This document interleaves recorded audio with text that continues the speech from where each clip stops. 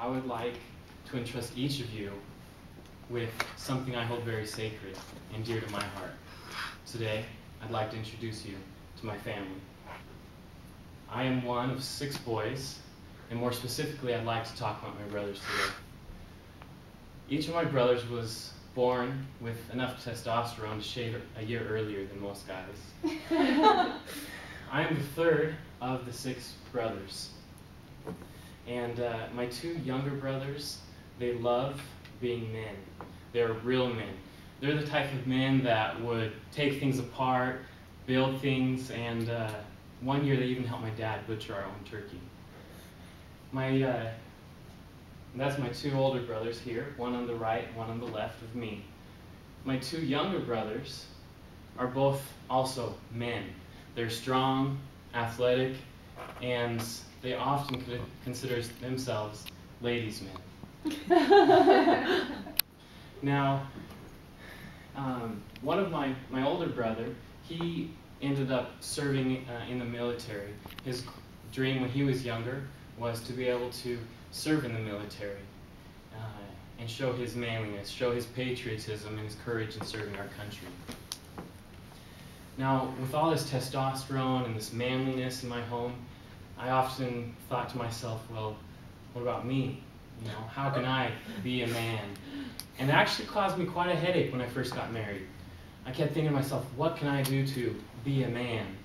And then one day, as I was thinking, I thought, well, maybe I could, you know, spit, or I could defend my wife from gangsters, or if I got carried away, I could even go chop some wood or something. After thinking about that and pondering, I realized that the actions aren't really what make me a man, but more the attitude I have. And today I would like to take a journey with each of you as we talk about how often it's not the attitude we have that supports the troop, or often it's not the actions we take to support the troops, but it's the attitude we have. So today I don't want to talk politics. I'm not going to talk about the men and women who fought to liberate this country in the 1700s. I'm not going to talk about those people that fought against racism and segregation and once again unified this country. I won't talk to you about what the world gained from the service of men and women who fought in some of the darkest days of the 20th century, known as World War I and World War II. I'm not going to tell you about the many people who have fought to liberate other countries and help them enjoy the same freedoms that those men and women have.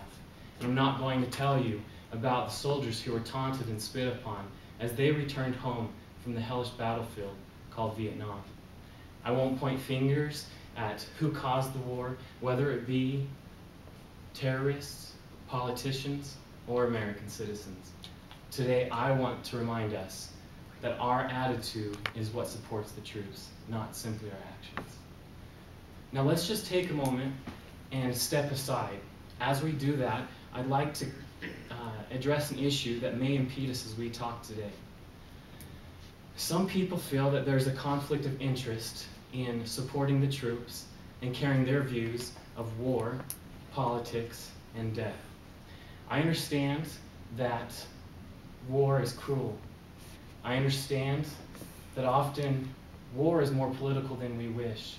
And I also understand your distaste for death. Truth is, I had one of my closest childhood friends give his life as he served this country. I ask you and I encourage you to understand today as I speak that often your distaste for war and politics is the greatest cause of discouragement, distress, and sometimes even death for the troops.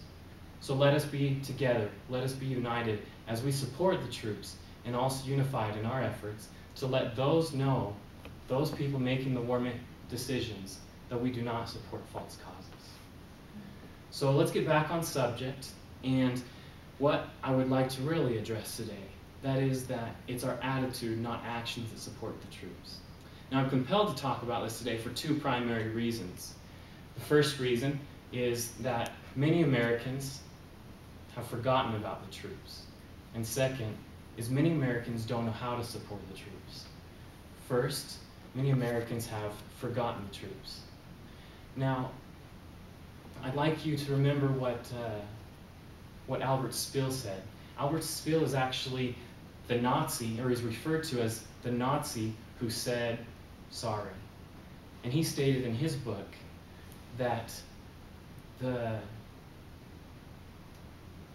having the knowledge, sorry, I'll just go ahead and summarize it, but Albert Speer said that having the knowledge available to us and nevertheless shunning that knowledge creates direct responsibility for the consequences. So I remind you that our resources and what we have in being able to know where the troops are, what they are doing, and most importantly, who they are, gives us responsibility for the consequences or the actions which we could take or not take. Second, I would like to talk about how many Americans don't know how to support the troops. Now, in this room, that most likely applies to most of us. We know of the troops, and often many of us support them, but we don't know how to support them. So I would remind you, attitude leads to action. And so there's many different actions you can take, and that's what I would hope you'd know today, is that often your attitude leads to actions. For example, as you have an attitude of supporting the troops, you might find the courage to stand up in class. You might be able to find the courage to stand up and support the troops during a debate. Or maybe you'll have the courage to go out and write your congressman, or maybe even during this break, you'll have the opportunity in the airports to see the troops and there stop and thank them rather than watch them go by. Now, I'd like to show you a short clip. This is a clip from KTVB 7, a news station outside of Boise. They actually were there during the deployment of the Idaho National Guard for the 116th. This was this last September. And in this, as you look and as you watch, I want you to put yourself there. I want you to imagine what it must have been like for the father and the mother, for the brother, the sister, the family, friends, and neighbors. And then maybe try to fathom what it must have been like to be one of the soldiers leaving home and family. And lastly, if you're able to, put yourself in the shoes of that little 5-year-old or 6-year-old that looks up at mom and asks, "Where's Daddy going?" The 116th Cavalry Brigade is beginning its year-long deployment. First stop, more training in Mississippi, but then several months in Iraq, helping to secure that country as part of Operation New Dawn.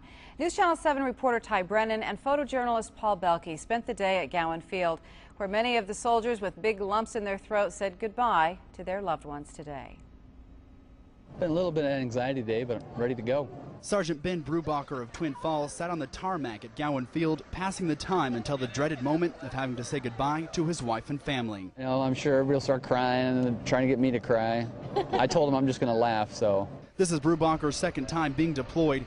He says even though he's been deployed before, it doesn't make saying goodbye any less difficult.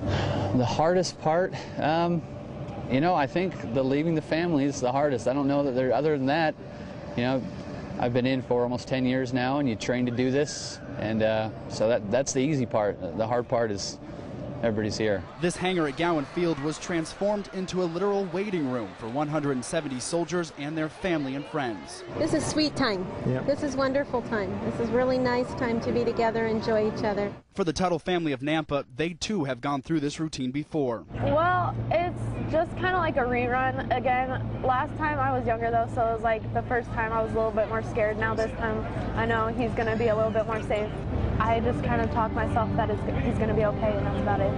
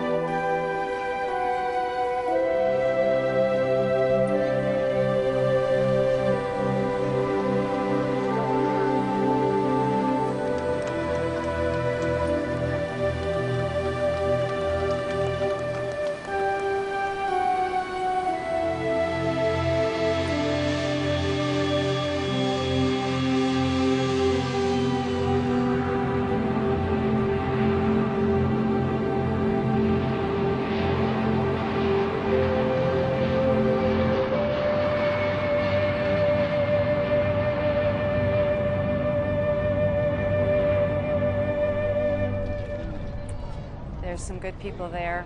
Remember them tonight and thank them for their service. For me personally, I have many reasons to support the troops. Most importantly, it's not what they do, but it's who they are.